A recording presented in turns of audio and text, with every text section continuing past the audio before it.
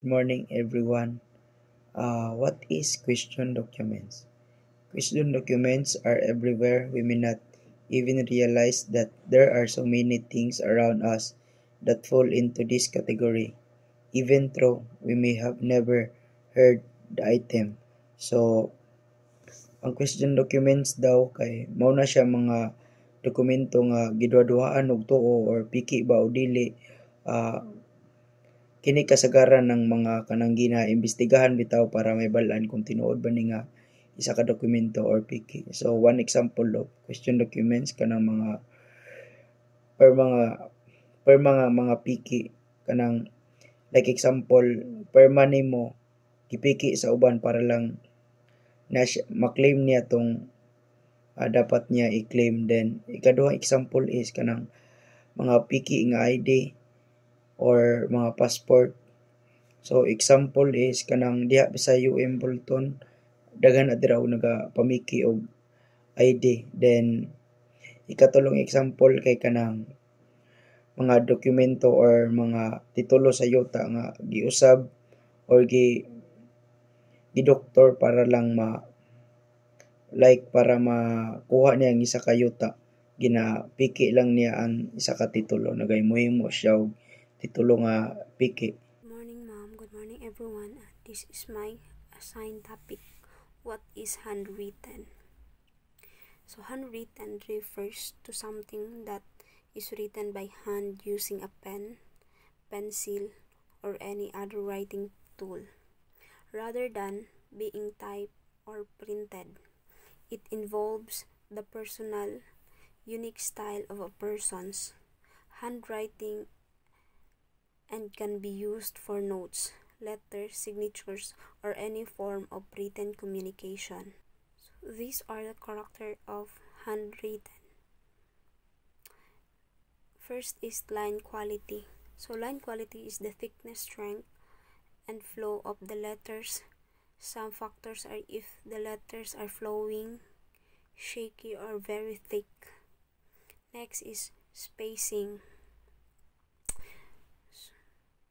And also size, consistency, so height, width, and size of the letters. So self-explanatory, they simply analyze the proportions of the handwriting. So is one letter unusually tall or short? Next is initial and terminal stroke, connecting letters, and slant. So slant looks at which way the letters stand slant, either to the left or right, or no slant. At the most, average slant is to the right.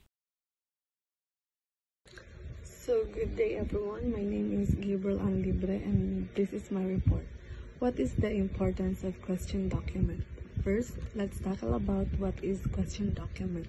Question documents, it refers to a document in which an issue has been raised or which is under scrutiny. So, kani siya, mao ni siya ang kanang issue has been raised if kanang disputed ang kanang document. A document where a portion or the entire part is subject to inquiry pertaining to its authorship or authenticity.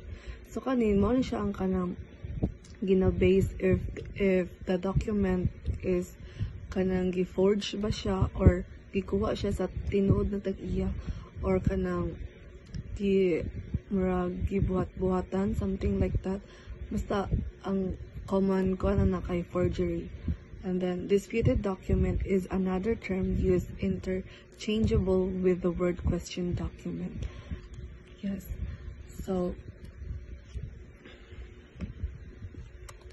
question document examinations or document forensics is a scientific field that analyzes document to determine their authenticity and origin. Kani siya mo ni naga-base siya if the document na imong gibuhat is imuha ba jud originality ba jud ba nimo, and then kani siya like ang example ani ng mga document is like birth certificate, marriage contract, kanang, di ba naman yung uban usually, for example, kanang marriage contract na gina-forge lang, like, kanang, kabit ka, di ba, kanang, murag ginabuhat nila ang kanang, for example, ginahimo nilag patay ang kanang tinuod na asawa miskan dili pagod, so mahimo siyang forgery and kanang mahimo siyang disputed document. So the importance of question document is examination are often used to determine if a crime has been committed, such as when examining bank documents in fraud cases or handwritten notes in a suicide or stalking situations. Kani siya, diri nimo makita if ang kanang gibuhat ng mga such as letters, kanang handwritten na mga letters is kanang originality budget or original budget siya nakatong like atong mag-suicide. Di ba naman dyan na uban magbutang og notes kanang iya ba dyan ng penmanship, like gidra gina base if kanang tinuod ang kanang document. And then for example sa bank document kanang mga receipt niya, and then if kanang nakapangalan ba sa imo, kanang mga perma if sakto ba sa imo nga, kay sa mga fingerprinting kay dra mag-base pod if kanang ang document is original and kanang wala siya gi-forge or wala siya gi-bag-o para for another crime na mabuhat, like kanang fraud. And then good morning everyone. So our topic is real or forged handwritten, and how to determine this handwritten if it is real or forged. When we say forged, it is copying of someone's signature or copying of the document. Next slide is the primary basis of handwriting analysis as a science is that every person in the world has a unique way of writing. So kita individual person has a different way of writing. So even if our younger days or the primary pata, kinder pata, dito anta nagsugod og sulat. So nadyo differences sa atong mga agi as bata pata, and karon nga dagko na ta nga consistent ang atong way of writing. So question document examiners analyze documents for signs of alteration, forgery, and sample documents that are available. So handwriting or typing comparison is para ma-determine or rule out the authorship. So the process of handwriting analysis when comparing two documents, para ma-compare na to if it is forged or real, dapat mag-start daw ta to compare these two documents. We start checking for differences sa two documents. Dili dapat ta mag-focus sa similarities. So as according to the handwriting analysis, the differences is the initially determined if it is possible that same person or the same person wrote both pieces of text. So dapat ang differences daw ang atong pangitaon pag mag-compare ta sa two documents. Dapat dili ang similarities. And the next slide is the process of according sa mga professional sa forensic handwriting analysis is all about the roughness. An analyst will use a magnifying glass and sometimes even a microscope in the comparison process. When looking at writing samples, as an analyst is looking for a wide array of individual traits. So nowadays, letter form, line form, and formatting. So under kay letter form, these include curves, slants, the proportional sizes of letters, and the relationship between the size of short and tall letters and between the height and width of a single letter. The slope of writing in the use and appearance of connecting lines between letters. So sa letter form, nabilong nito ang mga from small letter to big letter. So determine na to if it is mga relationship between sa mga letters, if dagko or gagmay, and the lines and slopes, and the proportional size of letters and curves. And next is the line form. This look at how smooth and dark the lines are, which indicates how much pressure the writer applies while writing and the speed of writing. So sa line form, nabilong si dark the lines. which is magdepende kung giduot nito pagsulat or light lang ato pagsulat. So that's why dili siya mag-reflect og dark, and sometimes light lang pod ang agi sa pen na gigamit nato. It's because of the pressure natong gigamit, which is belong siya sa line form. Next is the formatting. This includes the spacing between the letters, the spacing between words, and the placement of the words and on a line, and the margins writer leaves empty on a page. So sa formatting na belong si spacing and the spacing of the letters, the way ta magsulat or sa atong mga handwritten. So next is this is the example of the two sentence, which is a question document and the exemplar provided by the suspect. So gi-compare na to ang handwritten nila both, which is the sentence of question documents and the sentence of the suspect. So as we can see, makita na to ang differences nila na sa letter Y and sa letter G. So if dira makita na to ang ilahang differences. So pag tan-aw pa lang na to, makaingon ta nga dili sila the same person ang nagsulat ato. But if we can look closer to it, if gamitan na to siya mga, and if we look closer to it or a closer examination, they actually appear to be quite similar.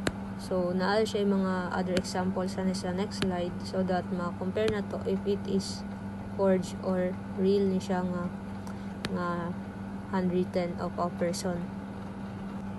So if you can see the table sa I have your daughter, mo na siya ang kay question document. So the table is kung magtanaw ta sa letter A, i-compare na to siya nga same lang gyud siya nga pagkasulat kay letter A.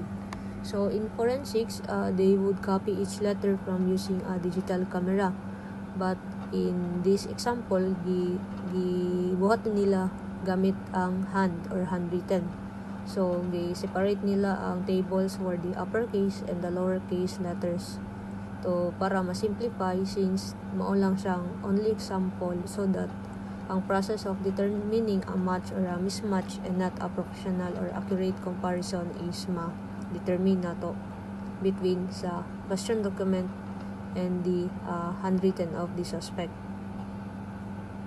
So at the next slide, this is the handwritten of the suspect, which is I have same as that sentence na I have your daughter, and this table represents the each letter na gisulat ni suspect, so that ma-compare na to sa question documents if it is the same lang ang handwritten both kang exemplar and the question document. So as shown in this table 3, for simplification purposes, the third table is going to be consist of a side-by-side comparison of our two initial tables. Sa left side is the question, and the sa right side is the exemplar tables. So as the result of comparing this, we found out that match in the exemplar for each letter in the question document is the same person probably wrote both sentence. So pasabot nga ang katong duha ka table kay the same lang person ang nagsulat ato. But what if though if the writer of the exemplar was trying to copy the handwriting in the question document? So ang problem sa simulation is difficult one in handwriting analysis. So simulation occurs when a person is either trying to disguise his handwriting para ma-prevent ang determination of a match, or to copy someone else's handwriting para ma-encourage na inaccurate ang determination of a match. So while simulation makes an accurate analysis far more difficult, there are certain traits that professional analysis look for to determine whether a handwriting sample is the result of simulation. So this includes shaky lines, dark and thick starts and finishes for words, and a lot of pen lips, all of which come from carefully, slowly forming letters instead of writing quickly and naturally. So sa mga professional analysts, although ang mga sa simulation na ay mahitabo nga kanang i-try og disguise ang handwriting para dili siya masakpat, ang nagapailhanan si professional analyst like ang handwritten sa isa ka person is shaky lines, dark and thick starts, finishes for words and a lot of pen leaves of all. So mo na siyang hilanan if naka-forge or kanang dili tinuod tong agi sa same na person. So isa na siya sa mga reasons why masakpan if dili siya original nga handwritten sa isa ka person. It's because of this some shaky lines, dark and stick start. So mao to siya. And lastly, this is the example of also the signature of a person. Ang first signature is the original, while the second and third, which is na arrow, is the differences of the signature of the original compared to the na duwa ka buok na signature draa from second and third. So mailhan mo kung unsa ang ilang differences. So when checking the handwritten of a person, kailangan nimo ma-determine ang differences kaysa naman sa similarities. So that's the base mga sample para mailhan nimo if real or forged ang isa ka handwritten. So let us proceed now to number 5, portrayed expert versus the fraud experts. So according to my research, portrayed experts in question document examination refers to a professional often called as forensic document examiner or the question document examiner, who is trained to analyze disputed documents to determine their authenticity, identify potential alterations, and establish the source of handwriting or machine-generated impressions, usually by comparing them to known samples, and can testify as an expert witness to the counsel regarding of their findings.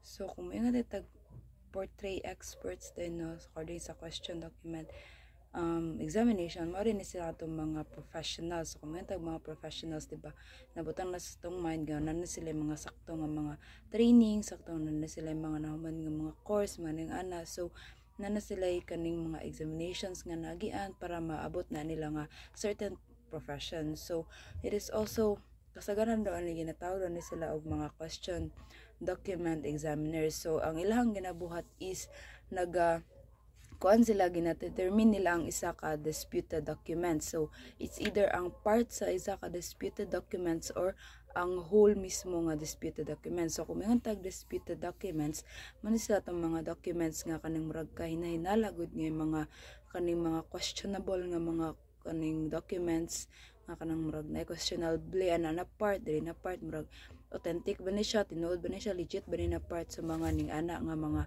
kuan mga ilmon ay lahang mga ginatan-aw kung gina-determine nila kung legit ba ni, authentic ba ni siya nga documents or dili or bot-bot lang ba ni siya, and also to identify potential alterations. So ginatan-aw nila kung kana ga ba nga na document or nabay part ana nga document kung nga giusab-usab ba ang character ba na nga part sa document is giusab ba or kuan ba ang appearance ang mga ningana mga structure sa isa ka documents.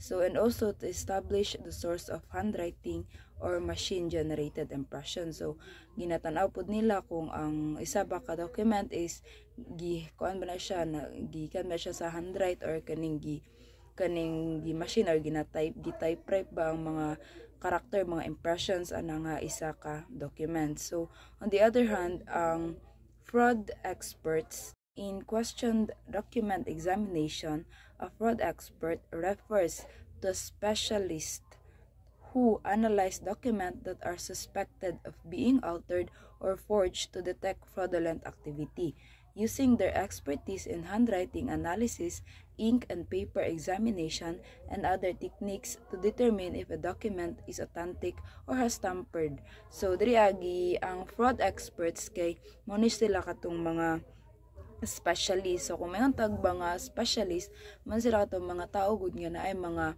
kaning naga-concentrate sila sa isa ka specific nga topic or sa isa ka specific nga object. So, man sila katong mga tao nga nang kini daw ang mga fraud experts daw kay mga specialist ni sila, murag na sila yung mga detailed knowledge about ani nga subject. So unsa man nilang ginabuhat, they analyze document that are suspected of being altered. So gina-analyze daw nila ang isa ka document kung kana ba nga document is naabay kuan naabay giusaban na, like for example sa signature tay giusaban na dira nga document ang signature, or gi-forge ba na siya nga document, or false gibuhat-buhat lang good ba na siya nga documents. And also kaning false kuan lang ba na siya nga document, sila kay ilang ginabuhat diri is gina-determine na nila, sila ang ng mga expert ana nga nagabuhat ana. So ginagamit ang ilang mga detailed knowledge, ang ilang expertise, kay syempre mga specialist man sila. So ma-determine nila or ma-analyze nila kung ang mga kuan ba ginagamit ang kana ba nga document is unsa ba na siya gi-forge lang ba na siya, or kana ba nga signature ana nga isa ka cheque is kuan lang ba sundog lang ba ana, or ang authenticity ana nga isa ka document. So let us now determine kung unsa man jud ang kalahian aning duha, kaning portrayed experts o ang fraud experts. So ang portrayed experts manggod kay naga-focus siya sa disputed documents. Sila ang naga-examine kung isa ka document is questionable ba na siya, kung kana ba nga document is questionable na siya nga document, and ang authenticity, ang pagiging legit, ang pagiging totoo ng document, such as ang signature sa documents, ang isa ka last will and testament, mga kontrata, mga cheque, and other important legal documents. So diri kay ilahang gina-examine ang part man sa isa ka documents or ang whole document itself. So murag ilahang ginakuan lang diri kung legit ba na siya nga documents nga gihatag sa kuan sa isa ka tao sa like kanang sa mga kontrata, kung kanang nga kontrata ba is ang contract ba na between sa duha ka tao is tinuod ba, or kanang like sa kanang mga yuta good mga ana good, kay kung tinuod ba na ang ilahang kuan mga titulo mga ana. So kung legit ba ni nga titulo nga nahatag sa nagpalit sa kuan mga nagpalit na nga yuta, so sila ang naga-determine kung naay mga kung authentic ba na siya nga kuan or dili. Unlike sa portrayed expert, ang focus sa fraud expert, their primary goal is to identify signs of forgery such as altered signatures, added text, or manipulated handwriting on document that may be used in fraudulent activities.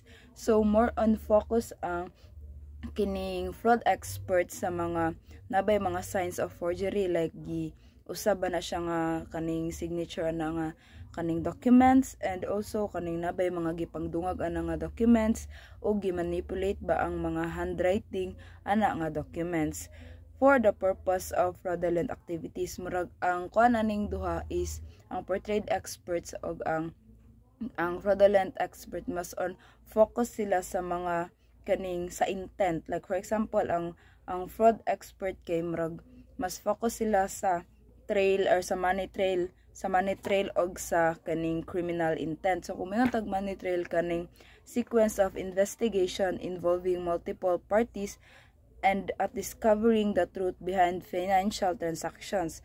So diri amrag nag-focus sila kung kaning mga transactions gud nga nahitabo is like na connected na sila sa mga terrorist related, money laundering, mga nangana. So ginatrack na nila kung kana nga mga activities or kana nga mga kaning mga documents or kana nga mga signatures nga gikuandra kay giusab kay para ma-sustain tong isa ka kaning criminal activity or mga fraudulent activity, kung kana nga mga documents is gigamit na siya for criminal purposes or for criminal intent. So ang mga fraud experts kay ilahaning ginasubay or gina-examine nila nga mga documents kay para mas magamit siya in any proceedings to kining determine or to prove ang isa ka activities which is involving forgery or fraudulent nga mga activities.